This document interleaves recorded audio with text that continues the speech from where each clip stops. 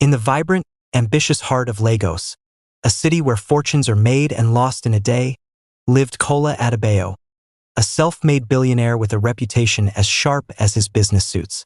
He had everything money could buy, yet his most prized possession was a custom cherry-red Ferrari.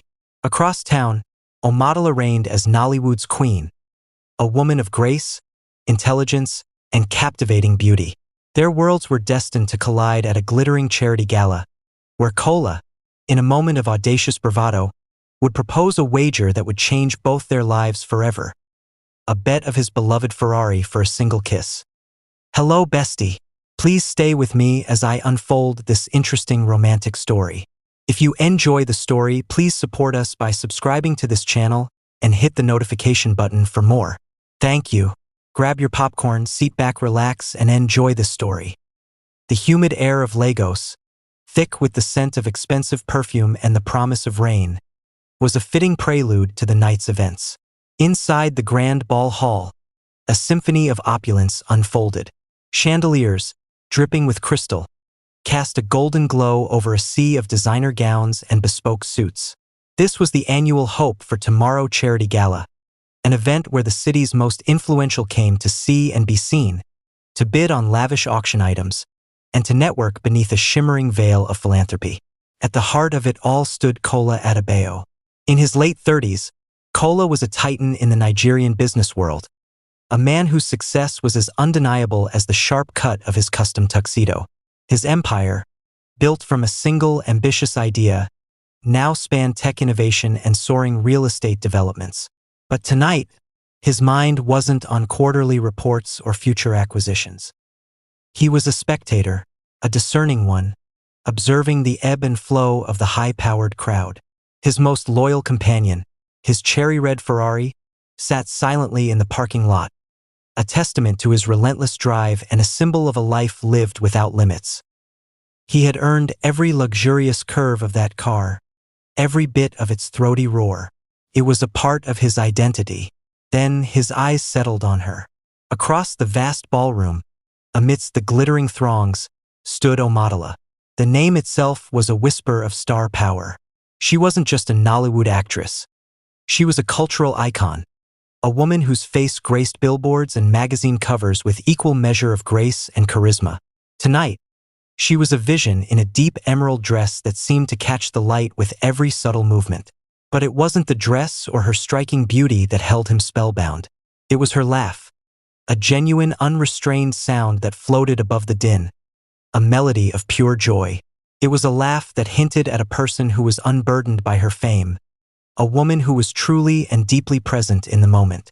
Kola had seen her at countless events, on screens big and small, but tonight was different.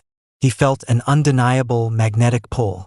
It wasn't the casual intrigue of a wealthy man admiring a celebrity. This was a raw, visceral attraction that seemed to bypass all his carefully constructed walls of confidence and control. The usual calculus of social interaction evaporated.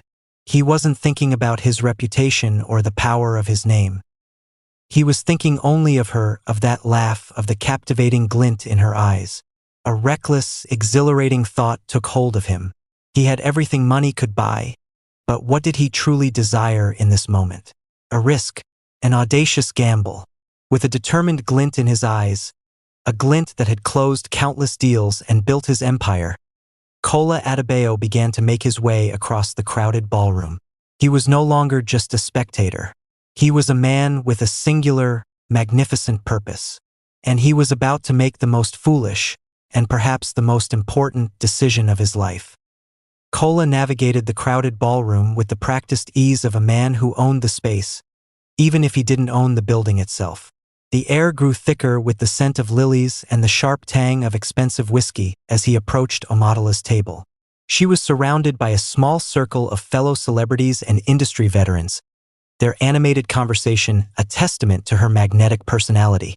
Kola greeted them all with a confident, easy smile, but his eyes were fixed solely on Omotola. Their initial conversation was a polite dance of light-hearted banter. They spoke of the gala, the charity's noble cause, and the latest buzz in their respective industries.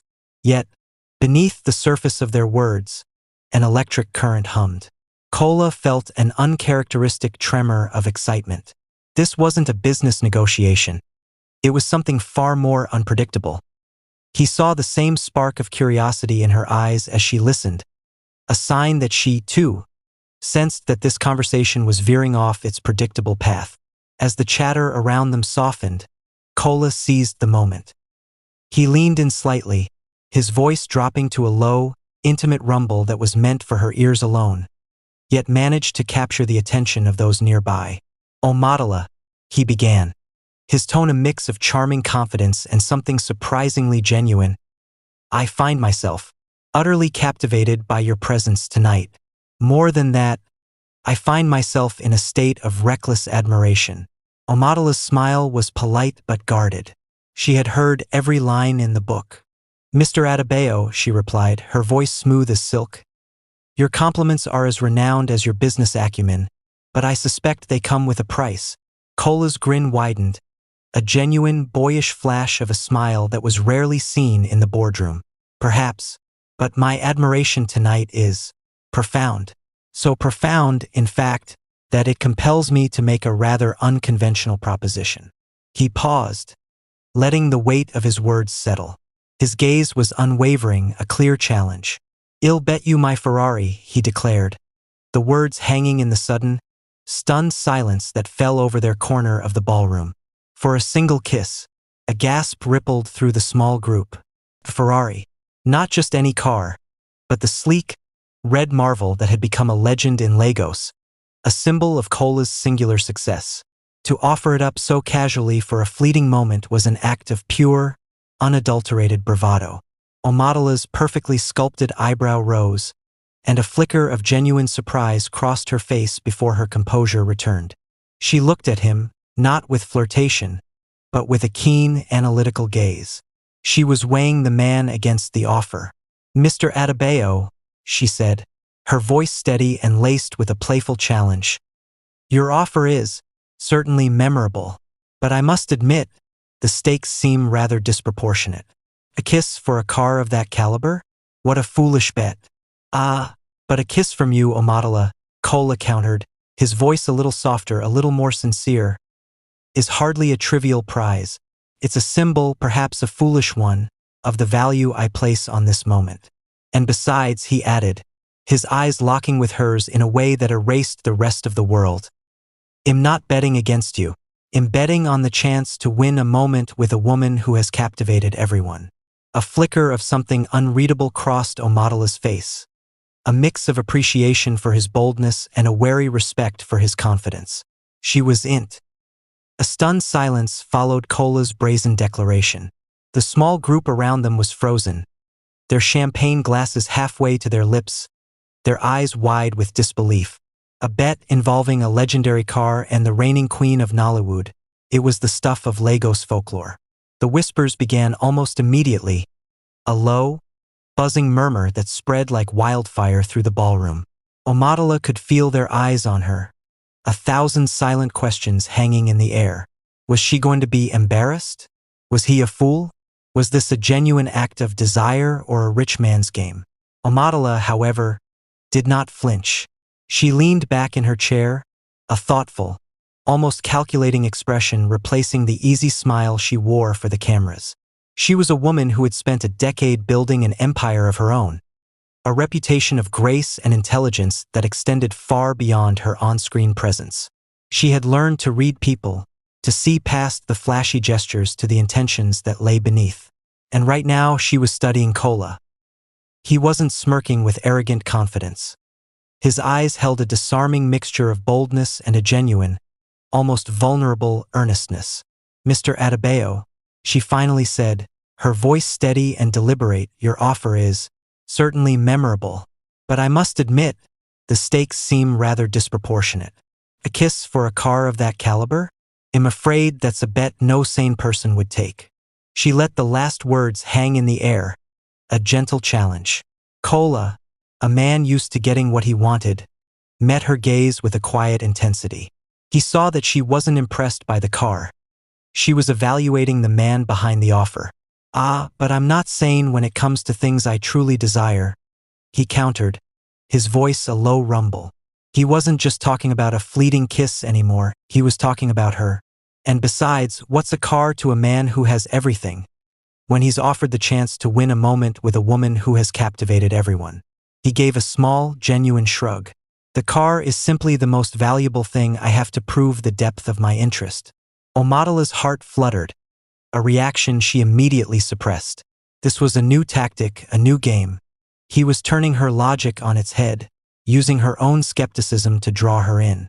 He wasn't just offering a prize. He was laying himself bare, admitting a desire that was beyond monetary value. This wasn't a game for him. It was a gambit, and he had placed a high-stakes marker on the table. She realized that by refusing, she would simply be dismissing a flamboyant, but potentially sincere man. But by accepting, she could learn what he was truly made of. A slow, deliberate smile finally graced her lips, one that held no pretense of flirtation but was filled with a formidable confidence. She sat up straight, her posture a silent declaration of power. "Very well, Mr. Adebayo." The low murmur of the gala faded into a distant hum as Kola and Omadola moved away from their table, the silent gravity of the moment drawing them to a secluded corner of the terrace. The humid Lagos night air, a soft blanket of warmth, wrapped around them. Below, the city sprawled in a dazzling tapestry of light, but up here, under the vast, starlit sky, the world seemed to shrink to just the two of them. For Kola, the weight of his audacious wager settled in his chest, a surprisingly heavy mix of exhilaration and pure, unadulterated vulnerability. He was a man who commanded boardrooms and controlled markets, but in this moment, his success, his reputation, and even his beloved Ferrari felt entirely insignificant. All that mattered was the woman standing before him. He saw a different Omadola now, not the poised celebrity, but a woman with a hint of nerves in her eyes and a thoughtful, quiet intensity that captivated him completely. The bravado that had fueled his bet had given way to a profound sense of anticipation, a feeling that this single, fleeting moment held more potential than any deal he had ever closed. Omadola, on the other hand, felt a whirlwind of emotions. This wasn't an act for the cameras, not a role she had rehearsed. This was real. His earlier compliments had been flattering, but his quiet earnestness on the terrace was disarming. She saw past the confident billionaire to a man who had laid a tangible piece of his world on the line for something he couldn't buy. The crowd's silent judgment and her own carefully built walls of professionalism seemed to fall away. There was only a mutual, unspoken curiosity. As they faced each other, the air crackled with a silent tension. Kola reached out, his hand moving slowly, deliberately, as if asking for permission. His fingers gently cupped her cheek, the warmth of his touch a surprising contrast to the cool night air. Omadola did not pull away. She met his gaze, her own filled with a mixture of apprehension and a spark of something new and exciting. And then their lips met. It was not a long kiss, nor was it a fiery one. It was a brief, gentle touch, a feather-light pressure that was far more profound than either of them could have anticipated. A jolt, like a current of electricity, shot through them both, a silent acknowledgement that this was not just a completion of a bet. It was the spark of something new, something real. In that fleeting moment, the weight of the wager, the expectations of the onlookers, and their own carefully constructed facades seemed to melt away, leaving only a lingering warmth and a profound, wordless connection. When they finally parted, their gazes remained locked. The world rushed back in, the distant city lights, the faint music from inside. But for a long, silent moment, they were still lost on that terrace, changed by the weight of a kiss that was meant to be a prize but had become the start of something more. The low murmur of the gala swelled once more as the small crowd that had gathered around them dispersed, their whispers fading back into the general hum of conversation.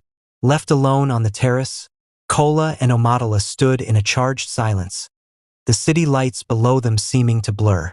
The kiss was over, but its echo lingered, a warm sensation on their lips and a powerful, unspoken connection hanging in the air.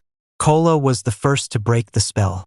A slightly dazed, yet triumphant, smile spread across his face. He felt like he had just closed the most significant deal of his life, but the victory was 1,000 times more exhilarating. Well, he said, his voice a little husky with emotion. I believe I owe you a car, Omadala. He reached for his phone, a confident gesture that was second nature to him. He was a man of his word, and the deal, in his mind, was sealed. But Omadala's expression was thoughtful, a quiet intensity in her eyes that made him pause. The kiss had been profound, a genuine spark that had ignited something unexpected. To simply exchange that moment for a car now felt wrong. It would reduce a deeply personal connection to a mere transaction, a business deal. Mr. Adebayo, she began, her voice soft but firm. While your gesture was certainly memorable, I cannot possibly accept your Ferrari. Cola's hand, still holding his phone, dropped slowly to his side.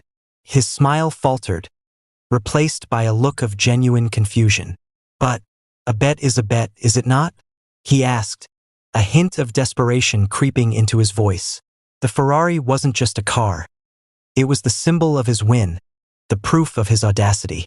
The thought of simply handing it over and walking away felt unbearable, as if the entire experience would be rendered meaningless. Indeed, Omadala replied, stepping slightly closer to him. But I made the bet in the spirit of the moment, not with the intention of taking such a significant possession from you. She saw his pride, his confusion, and his vulnerability. The moment we just shared, she continued, her voice gentle, was far more valuable than any car.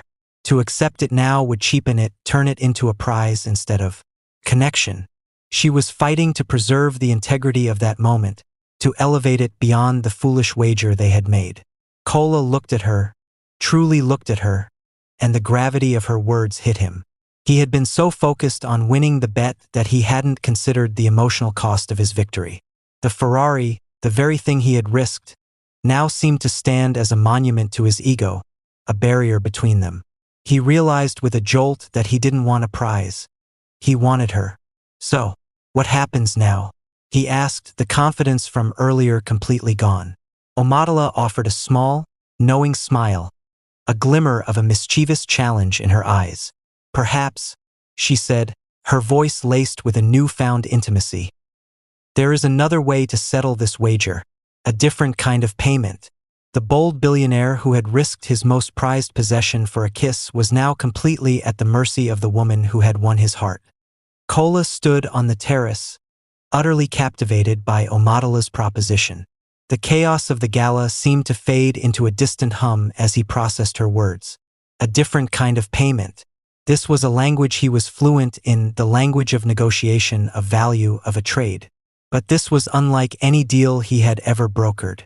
The Ferrari, once the star of the bet, now felt like a mere pawn. The new prize was far more intriguing and far more challenging. And what might that be? He asked, his voice a low, eager rumble. His heart, which had just calmed after the weight of the kiss, began to race with a new kind of anticipation. Omadala's smile was knowing, a glimmer of a mischievous challenge in her eyes. Instead of the car, she proposed, her voice gentle yet firm, I would like you to spend an evening with me. Just one evening. No bets, no grand gestures, just conversation. She looked him in the eyes, her gaze clear and unwavering. I want to know the man behind the audacious wager.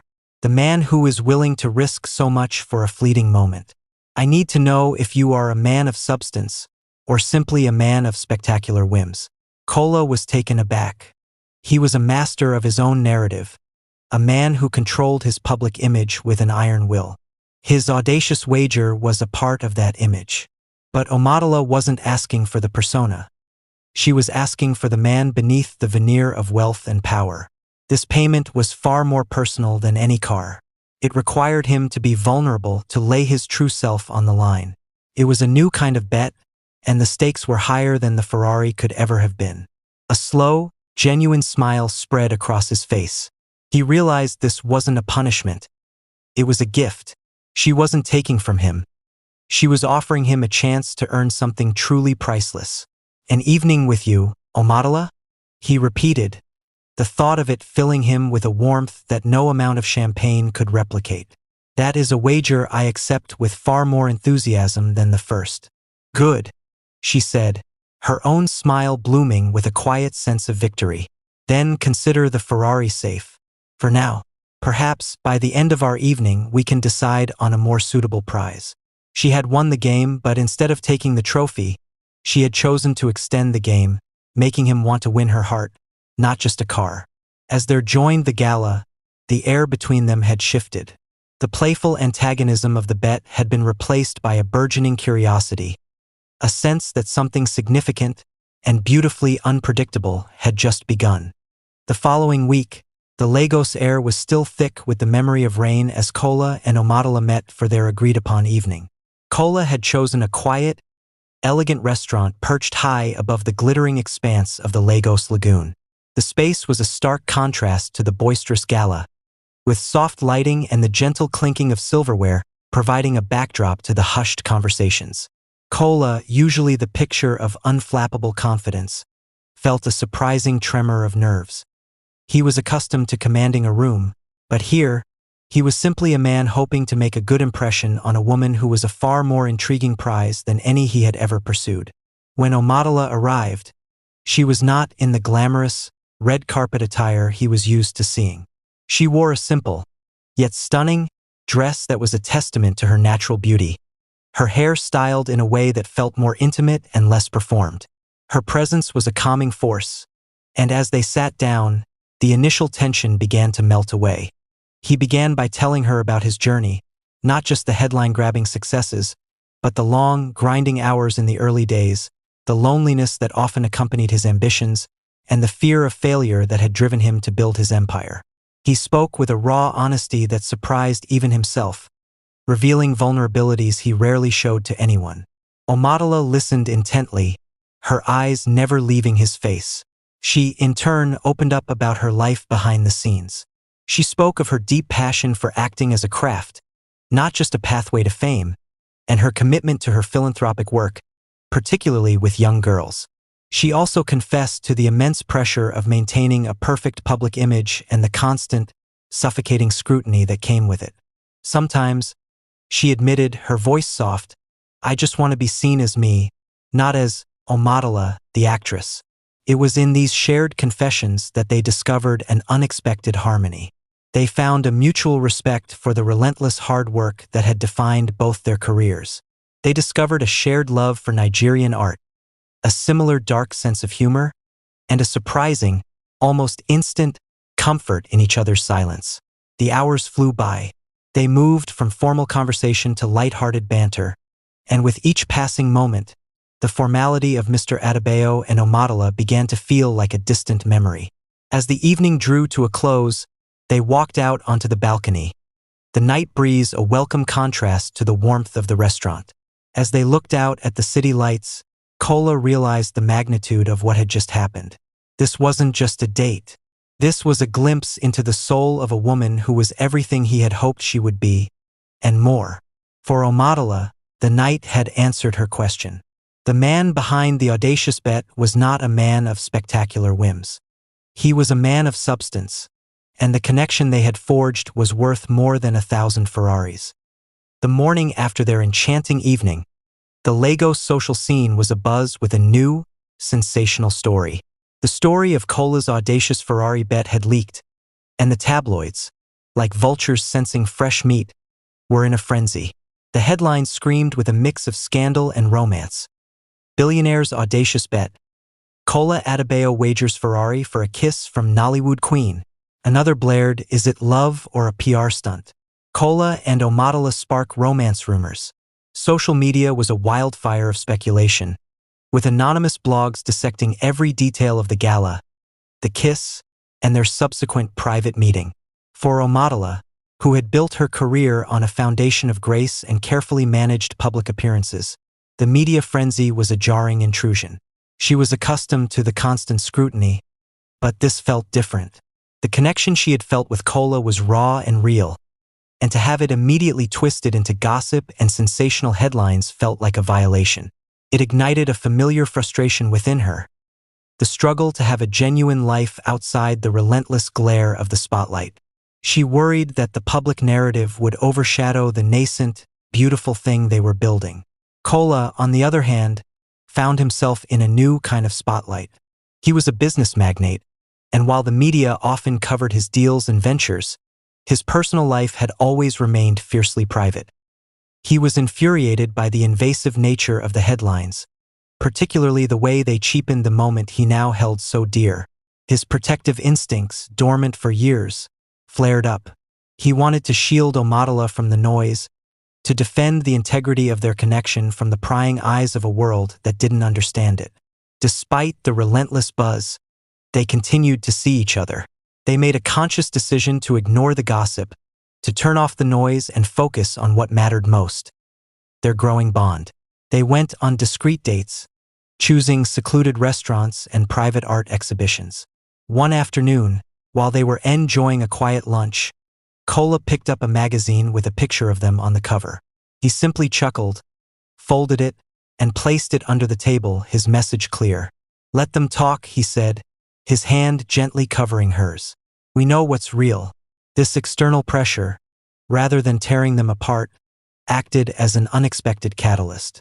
The need for privacy became a shared mission, a way to protect the intimacy of their connection. It forced them to rely on each other, to find solace in their private world away from the judgment of others. It was in these shared moments of quiet defiance against the public narrative that their feelings deepened, solidifying a bond that was far stronger than any headline could ever break. The afternoon was quiet, a rare moment of stillness in the bustling city, when Omotola received a call from Cola. His voice was warm but held a hint of a serious undertone. "I'm on my way to your place," he said. "I have something for you." The simple statement left her with a sense of intrigued anticipation. She assumed it was a gift, perhaps flowers, but the confident finality in his voice suggested something more. Minutes later, a low, powerful rumble announced his arrival. Omotola's heart gave a little jolt as she watched her driver, a man she had entrusted with his most prized possession, pull up in Cola's legendary cherry-red Ferrari. The car was a work of art, its sleek, polished curves gleaming under the afternoon sun. But what struck her was not the car itself, but the immense symbolic weight it carried. She saw not just a car, but the audacious bet that had changed the course of her life. Cola got out, a bouquet of her favorite lilies in one hand and the keys to the Ferrari in the other. Omotola stepped outside, a mixture of surprise and confusion on her face. "Cola, what is this?" she asked, looking from the car to him. "It's yours, Omotola," he said simply, walking towards her.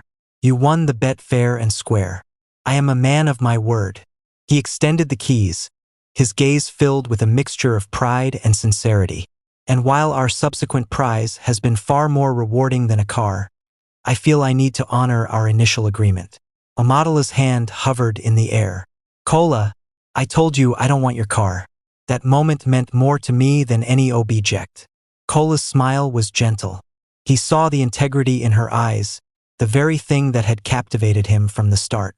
"I know," he replied softly, "and that's precisely why you need to have it.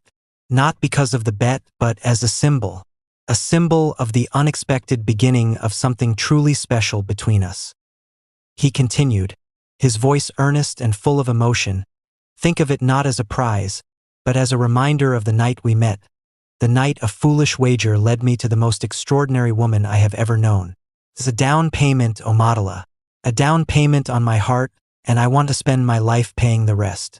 A single tear of joy welled up in Omotola's eyes. It wasn't the car or the extravagant gesture that moved her. It was his sincerity, his willingness to transcend the transactional nature of their initial meeting and transform the symbol of his bravado into an expression of his love. With a profound smile, she took the keys, their fingers brushing for a brief, electric moment. "Thank you, Cola," she said, her voice thick with emotion, "for the car, and for everything else." As they stood there, side by side with the gleaming Ferrari, the car that had once been a prize was now a cherished monument to the beautiful, unpredictable love story that was just beginning. As Cola and Omotola's romance blossomed, their carefully guarded histories began to emerge, casting long shadows over their nascent relationship. They had both built their empires with a fierce independence, but in doing so, they had also built walls around their hearts to protect themselves. Now, as they grew closer, those walls began to feel less like a shield and more like a barrier.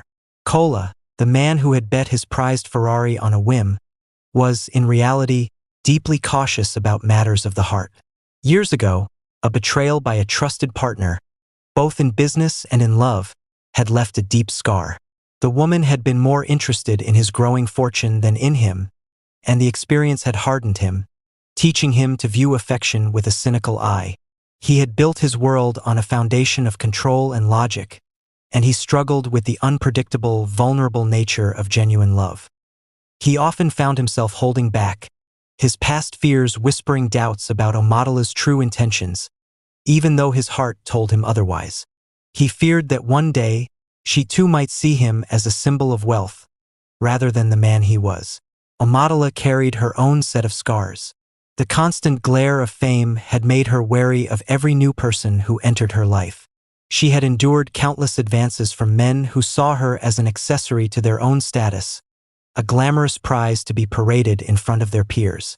This had left her with a deep-seated fear that no one would ever see the real her, the woman who worried about her craft, who was insecure about her public image, and who simply longed for a quiet, authentic connection.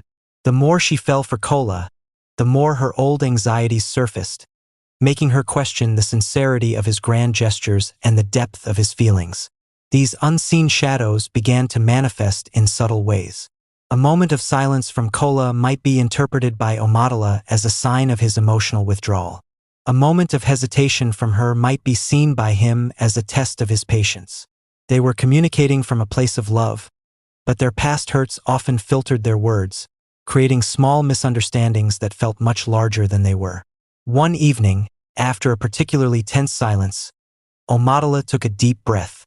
"Cola," she began softly, "I need to know that this is real for you, that I'm not just an adventure. My world is filled with people who want a piece of me, and I can't do this if I'm always wondering if you do too." Cola, seeing the raw vulnerability in her eyes, knew he couldn't hide any longer.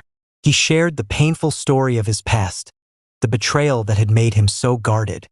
He confessed his fear of being used and the difficulty he had in simply letting go. As they sat there, talking for hours under the gentle light of the moon, the unspoken burdens they had been carrying began to lift. It was a difficult, painful conversation, but it was also a crucial step. The shadows of their pasts were not gone, but by bringing them into the light, they were no longer facing them alone. They were now a team, and their love, which had been born of a foolish bet, was growing into something far more profound and resilient. The relentless rhythm of Lagos, the heat, the traffic, the constant buzz of business and gossip, had begun to take its toll. Seeking an escape from the suffocating pressures of their public lives, Cola suggested they take a trip to Jos, a city nestled in the serene, rolling highlands of Nigeria's plateau state. The idea was a breath of fresh air, literally and figuratively. They traded the humid, salty air of the coast for the cool, crisp mountain breeze, and the endless urban sprawl for a landscape of breathtaking rock formations and lush greenery. They checked into a secluded lodge, a rustic haven of stone and wood that offered panoramic views of the hills. Their days were a beautiful, unplanned symphony of exploration and discovery. They hiked to the breathtaking sheer hills, their hands clasped as they navigated the winding trails, laughing as the cool mist from a cascading waterfall sprayed their faces. They visited local markets, where Omadola's celebrity was just a passing whisper, and Cola was simply a man with a quiet curiosity about the intricate local pottery and vibrant textiles. It was in this tranquil setting, away from the world that knew them only by their titles, that the final walls between them finally crumbled.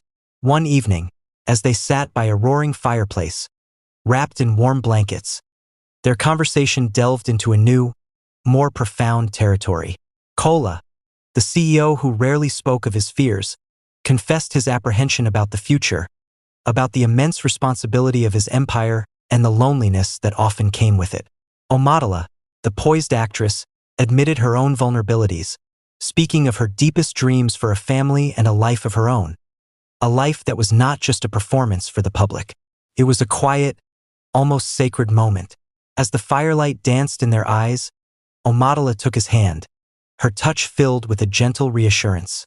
"You don't have to be perfect, Kola," she whispered. "You just have to be you." In that moment, a profound realization washed over him. This wasn't just a romance. It was a partnership. Omotola wasn't just a captivating woman. She was his sanctuary, his home. He saw past her beauty and fame to the fierce, loving soul within, and he knew, with a certainty that was as unshakable as the mountains outside, that he was irrevocably in love. Their return to Lagos a few days later was not a return to a city of pressure, but a return to a life they were now ready to face together. The trip to Jos hadn't just been a vacation. It had been a pilgrimage. They had gone as two individuals, guarded and uncertain, and had returned as a couple, their love forged in the serenity of the highlands and ready to face whatever storms lay ahead. Their idyllic retreat in Jos was shattered by the shrill, intrusive ring of Kola's phone. The sound was a jarring echo of the world they had left behind, a harsh reality check that broke the spell of their mountain sanctuary. It was his business partner, his voice strained and urgent, the words spilling out in a panicked rush. A multi-million-dollar tech deal, one that Kola had been working on for months and was set to revolutionize a sector of his empire, was on the verge of collapsing. A key investor had pulled out, and the entire negotiation was unraveling. His immediate presence in Lagos was required to prevent a catastrophe. The news landed like a punch to the gut. The serene look on Kola's face vanished, replaced by the grim, hardened expression of a man under immense pressure. He was a CEO first and foremost, and the demands of his empire were relentless. The tranquility of Jos, the deep conversations, the quiet intimacy, it all felt a world away. He was torn between his responsibility to his company and his heart, which had just found a home in Omotola. The guilt was immediate and heavy. Omotola watched the transformation with a sinking heart. The man who had been her partner in adventure just moments ago was now a stranger, his mind already thousands of miles away in a high-stakes boardroom.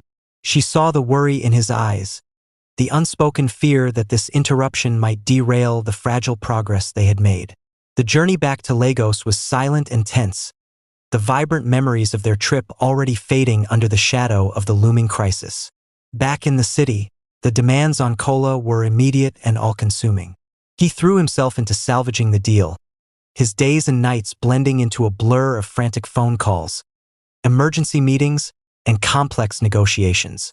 The man who had vowed to prioritize their connection found himself unable to do so. A planned dinner was canceled at the last minute. His phone calls to her became brief and distracted. The easy flow of their conversation was replaced by strained silences and unanswered questions. The distance between them grew not in miles, but in emotions. Omotola felt a subtle, painful shift, a sense that she was being pushed to the periphery of his life once again. The intimacy they had forged in the mountains, under the starlit sky, seemed to flicker under the harsh glare of his professional world. She worried that their love, born of a beautiful whim, might not be strong enough to withstand the unforgiving realities of their demanding lives. The harmony they had found in Jos was now a fragile, distant memory, and the future of their relationship hung precariously in the balance. The silence from Kola was not just a lack of communication. It was a breeding ground for Omotola's deepest insecurities. The vibrant memory of their time in Jos, the intimacy forged under the quiet stars, began to feel like a beautiful dream, one that was now being swallowed by the harsh, demanding reality of their lives. Her mind, accustomed to the merciless scrutiny of the public eye, began to whisper its doubts. Was their connection strong enough to withstand the immense pressures of Kola's world? Or was she simply another fleeting interest, a beautiful trophy on the arm of a powerful man? This fear, a shadow from her past, was her greatest adversary. She had fought her entire career to be seen for her talent, her intelligence, and her genuine self, not for her face on a magazine cover. Now, with Kola's focus entirely consumed by his business, she felt herself shrinking back into that uncomfortable role of a public figure, waiting on the sidelines of his life. She replayed their last few conversations, the rushed phone calls and professional text messages, and each one seemed to confirm her worst fear, Their romance was being sidelined by the real world.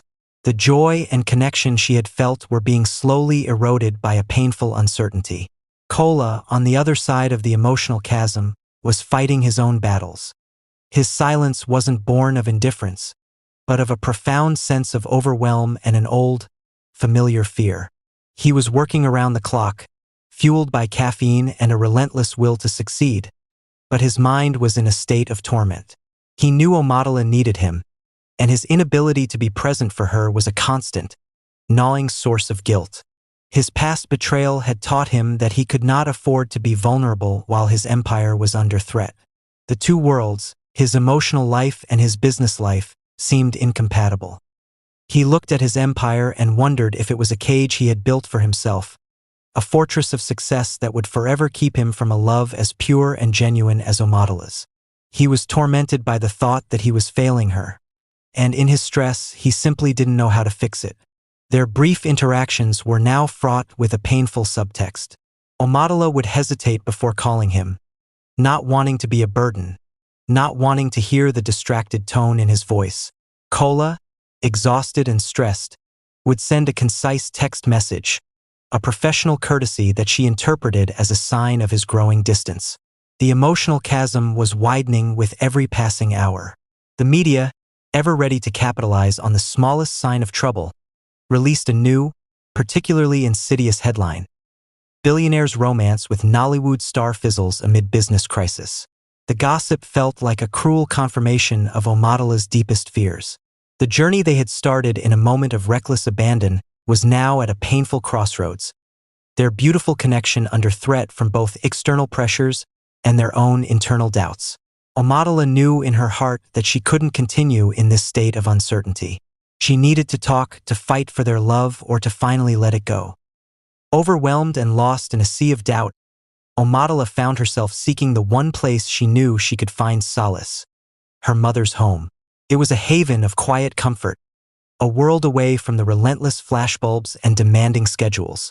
The aroma of brewing tea and the familiar sight of her mother's calm, reassuring presence instantly began to chip away at the walls she had built. She sat down, her voice thick with emotion, and poured out her heart. She spoke of the exhilarating beginning with Kola, the audacious bet, and the profound connection they had discovered. She described the idyllic retreat in Jos and the way it had solidified her love for him. Then, her voice broke as she recounted the business crisis, the growing silence, and the painful feeling that she was losing him. "Mama," she whispered, a tear tracing a path down her cheek. "I'm so afraid that I'm just a trophy to him, something to be admired and then set aside when real life gets in the way. I'm afraid our love isn't strong enough." Her mother listened with a quiet, patient grace that was born of a lifetime of wisdom. She didn't interrupt or rush to offer a solution. When Omotola had finished, her mother gently placed a cup of tea in her hands. "My dear daughter," she began, her voice soft but firm, "the love you have found with Kola is not a glass statue. It is not something to be admired from afar and put back on a shelf when the dust of life begins to fly. It is a living, breathing thing, and living things face storms." She looked at Omotola with knowing eyes. "You are not a trophy, my child. You are a queen in your own right, a woman of strength and purpose. He saw that in you, not your fame or your beauty. He saw you for who you are. And a man who would bet his most prized possession on a moment with you is a man who saw something priceless." Her mother's words were a balm to Omotola's wounded spirit. She reminded her that true love wasn't just a fairy tale. It was a commitment to navigate the difficult times together. "Your love is not broken," she continued. "It is simply being tested. You cannot expect him to carry all the weight of his world and yours in silence. You must talk. You must fight for the love you found. Don't let fear and doubt extinguish that flame." As Omotola left her mother's house, her heart was no longer filled with a suffocating sadness, but with a renewed sense of purpose. She no longer felt like a passive victim of circumstances. Her mother's wisdom had empowered her, reminding her that she was an active participant in this relationship. She knew what she had to do. She had to have that difficult conversation, not to accuse, but to understand. She had to fight for the man who had risked everything for a kiss, a kiss that had set her heart on a path she now knew she was meant to walk. The meeting was set for a private lounge at Cola's office, a neutral ground that felt far removed from the cozy intimacy of their home. The air was heavy with unspoken words and the lingering tension of weeks of emotional distance. Omotola arrived with a sense of quiet resolve, her mother's words still a powerful anchor in her mind. Cola, visibly exhausted and still consumed by the business crisis, was guarded, his face a mask of weary determination. "Thank you for meeting me," Omotola began, her voice soft but firm. She decided against accusations and went straight to the heart of her feelings. "I miss you. I miss us." Cola, caught off guard by her gentle approach, dropped his defensive posture. He ran a hand through his hair, a sign of his immense stress. "Omotola, I'm so sorry. The crisis with the deal has been nonstop. It's an all-consuming fire right now."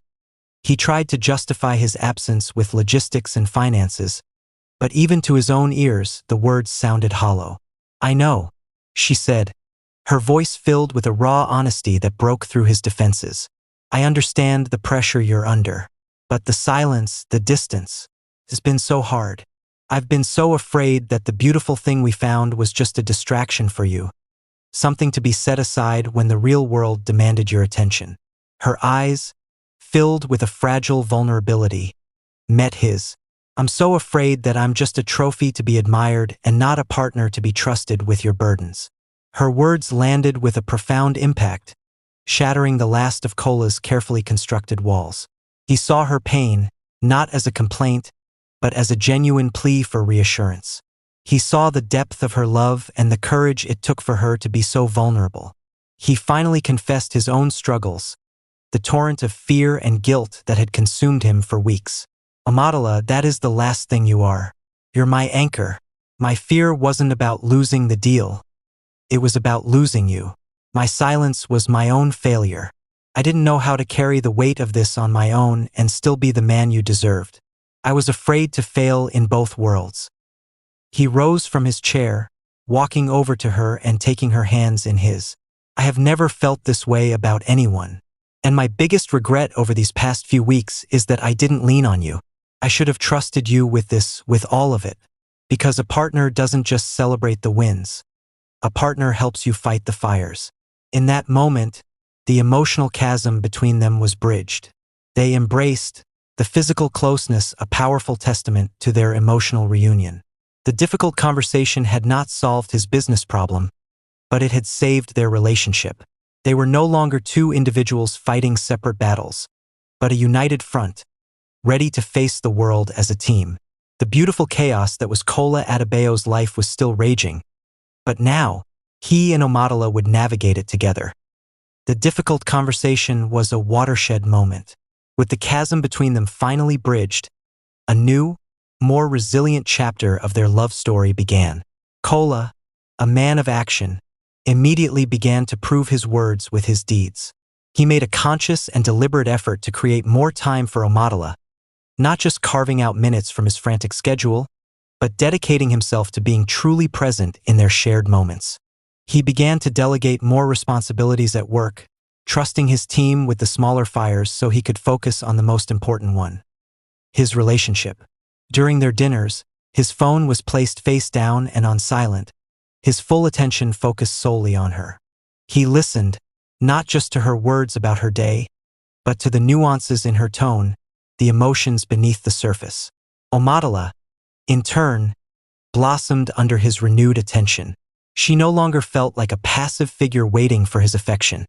She was an active partner in his world. She listened to the complexities of his business crisis, not with fear, but with a quiet understanding and a fresh, insightful perspective.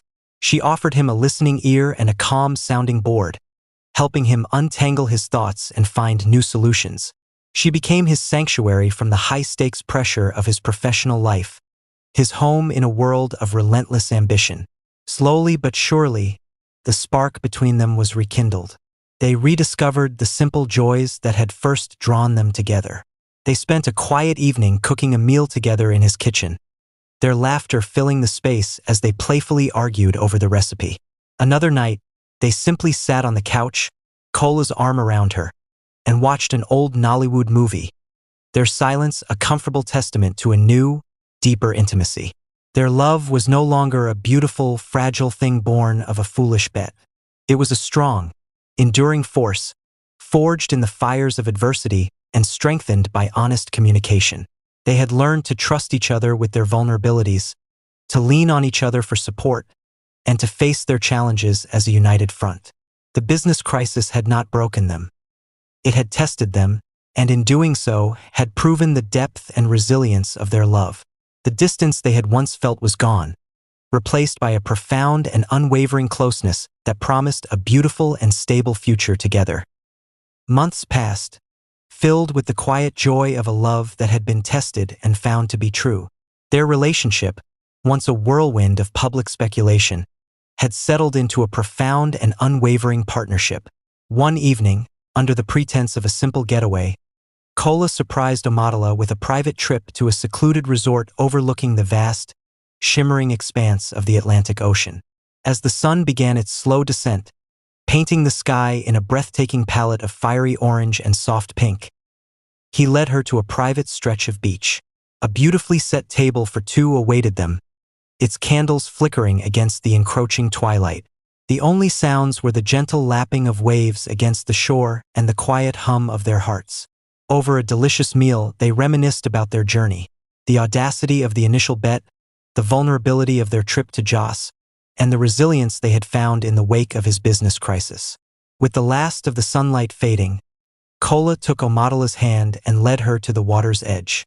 The sand was cool beneath their feet, the air filled with the fresh scent of the sea. His voice, usually so confident and assured, was thick with emotion. He got down on one knee, and from his pocket he produced a small velvet box. "Omotola," he began, his gaze unwavering and full of love, "I once bet my Ferrari for a kiss from you. It was the most audacious and foolish thing I've ever done, and yet it led me to the most profound joy of my life." He looked at the ring, a stunning diamond that caught the last light of the day, before looking back up at her, his eyes welling with tears. "That kiss was the most valuable prize I could have ever won. But I don't want to win moments anymore. I want to win a lifetime with you. My love for you is worth more than all the cars in the world. Will you do me the honor of becoming my wife?" Tears streamed down Omotola's face, not of sadness, but of an overwhelming, pure joy. The man who had once been a stranger was now her everything. The journey from a public spectacle to this intimate moment was a testament to their love. "Yes, Cola," she whispered, her voice choked with emotion. "1,000 times, yes." As he slipped the ring onto her finger, sealing their commitment, they embraced, the sound of the ocean a powerful, rhythmic beat against their hearts. The sunset was more than just a beautiful sight. It was the start of their new life together, a life that had begun with a bet and would now be a beautiful, shared reality. The news of their engagement spread through Lagos society like a joyful wildfire. The once speculative media, which had chronicled their tumultuous journey, now celebrated their enduring love story with a sense of genuine delight. Headlines that had once been filled with doubt now beamed with congratulations. "Nollywood's queen says yes. The billionaire's audacious bet pays off." Social media was flooded with well wishes from friends, fans, and prominent figures who had followed their romance from its dramatic start to its heartfelt conclusion.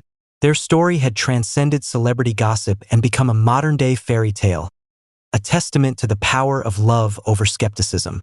The most profound celebrations, however, were not in the public eye but in the quiet, intimate gatherings of their families.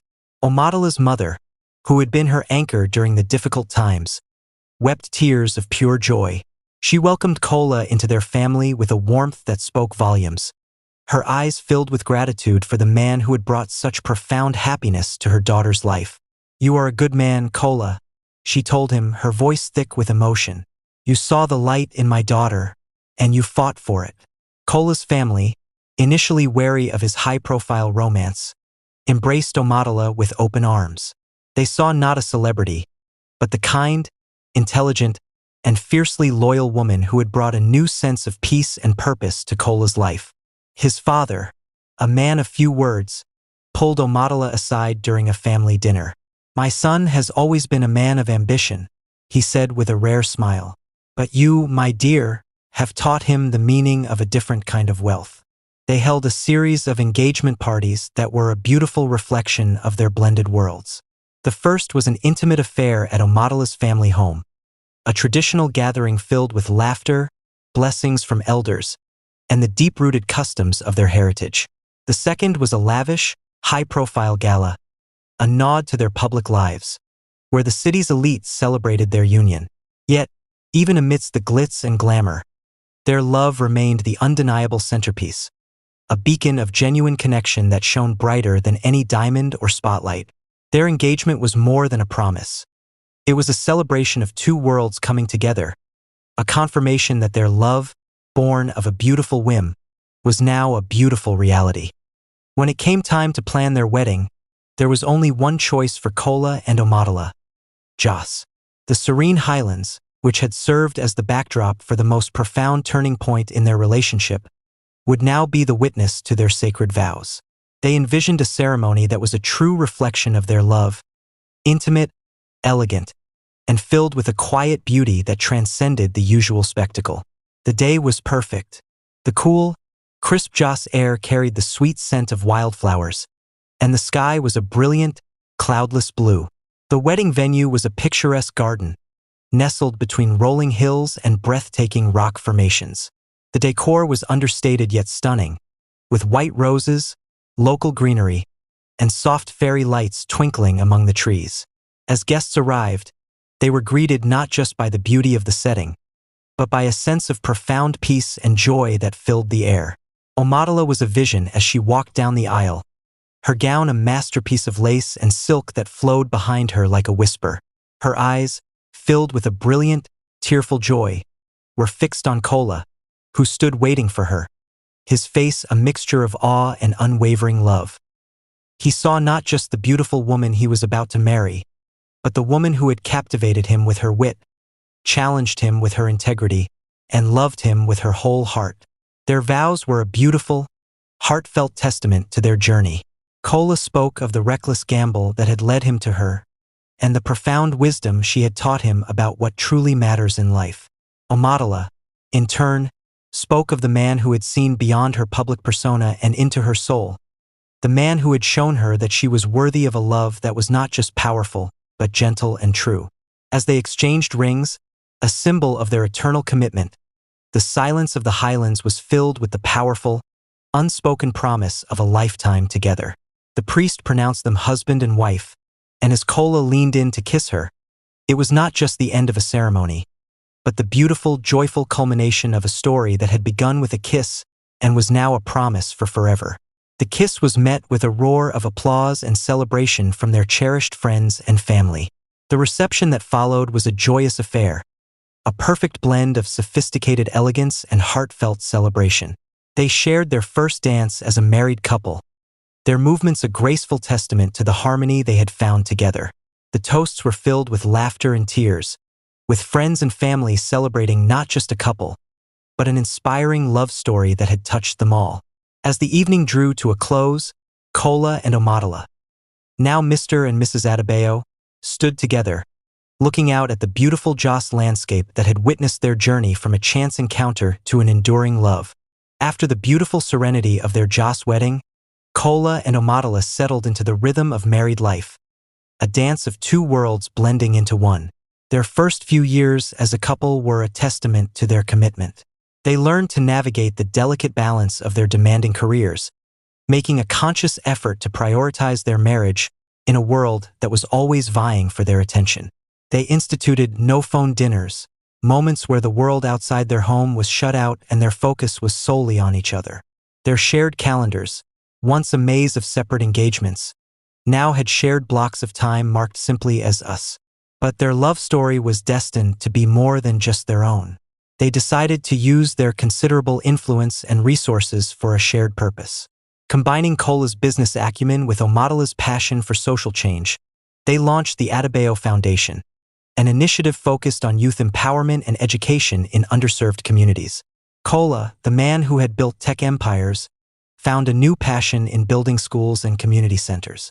Omotola, the actress who had inspired millions on screen, now found a profound new purpose inspiring young minds in person. Their love became a force for good, a testament to the idea that when two people work in harmony, they can change the world around them. The most profound change, however, was the growth of their own family. Their Lagos home, once a bachelor pad and a celebrity's quiet haven, was filled with the joyful chaos of children. First came a son, who inherited Cola's sharp intellect and Omotola's kind eyes, followed by a daughter, a little firebrand with her father's mischievous smirk and her mother's radiant presence. The challenges of parenthood only deepened their bond, teaching them new levels of patience, compassion, and shared responsibility. Years turned into a decade. Their love story, once a public spectacle, became a quiet, enduring legacy. Their marriage was a beacon of hope and inspiration, proving that two ambitious individuals could build a life that was both personally fulfilling and impactful. One quiet evening, long after the children were asleep, they sat together, Omotola's head on Cola's shoulder. They looked back on their journey, a journey that had started with a reckless bet and a kiss.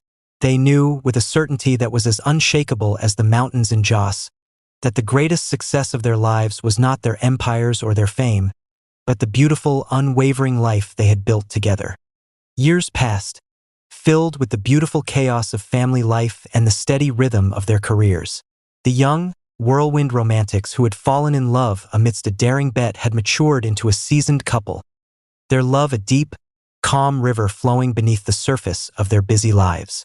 The business crisis from their early days felt like a distant memory, a trial they had passed and from which they had emerged stronger. But life, as always, had its own plans, and new storms began to gather on the horizon. Cola's empire, once a seemingly untouchable fortress of innovation, faced its most significant challenge yet. A global economic downturn, coupled with a new, disruptive competitor, threatened the very foundation of his core businesses. This was not a single, isolated problem like before, but a systemic threat that demanded every ounce of his intelligence and resilience. The stress was immense, but this time, Cola did not retreat into silence. He came home to Omotola, a man weary from battle, and poured out his fears and anxieties, seeking not just a listening ear but a strategic partner.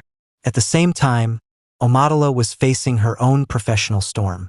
The film industry was changing, with new trends and younger stars vying for the spotlight. She found herself struggling to find roles that resonated with her artistic integrity, questioning her relevance and her place in a world she had once dominated. The professional doubts, a familiar shadow from her past, crept back in, making her question her own worth beyond her role as a mother and wife. But their love, forged in the fires of their early struggles, had made them a united front. When Cola was overwhelmed by the weight of his empire, Omotola became his rock, reminding him that his identity was not defined by his balance sheet. "Your legacy isn't in your businesses, my love," she would say, holding his hand. "It's in the family we've built and the lives we've touched." In turn, when Omotola felt the crushing weight of professional insecurity, Cola was her unwavering champion. He would remind her of her immense talent, her unique light, and the enduring impact she had on millions. "A true artist's work is timeless, my queen," he would tell her. "The world will always be ready for you." One evening, faced with a particularly difficult decision about his company, Cola and Omotola sat up late, not as separate entities but as a team. They worked through the problem together, Omotola's quiet wisdom and creative problem-solving skills offering a new perspective that Cola had been too consumed to see. They faced the storm as a single powerful unit, their hands clasped across the table, their fear and hope a shared emotion. The new storms were fierce, but they had learned that as long as they faced them together, their love was an unshakable anchor, strong enough to weather any trial. Decades had passed, their lives a rich and intricate tapestry woven with threads of love, ambition, and resilience. Cola and Omotola were no longer the young, vibrant couple of that long-ago Lagos night. They were a man and woman of quiet wisdom, their faces etched with the beautiful lines of a life well lived. Their home, once a beacon of youthful glamour, was now a sanctuary filled with the laughter of their children and the joyful chaos of grandchildren. Their foundation, the Adebayo Foundation, had blossomed into a national force for good, a lasting legacy of their shared purpose. One afternoon, in the quiet solitude of his sprawling garage, Cola found himself standing before a monument to his past. The cherry-red Ferrari, the car that had started it all, sat gleaming under the soft light. It was no longer a daily driver, but a cherished artifact, a time capsule of an audacious bet and a reckless heart. Omadala found him there, her hand gently resting on his arm. "It still looks fast," she said with a soft smile. Cola chuckled, the sound filled with the warmth of 1,000 memories. "It was the most valuable thing I owned," he said, his voice a low rumble. "And I bet it all on a moment with you." Omadala looked from the car to his face, her eyes twinkling with a profound love. "And it was the most foolish thing you've ever done," she teased gently, "until you told me you wanted to spend your life paying the rest." They spent the afternoon reminiscing, their words painting a vivid picture of their journey. They spoke of the initial chaos and doubt, the quiet sanctuary of Joss, the difficult conversations, and the storms they had weathered together.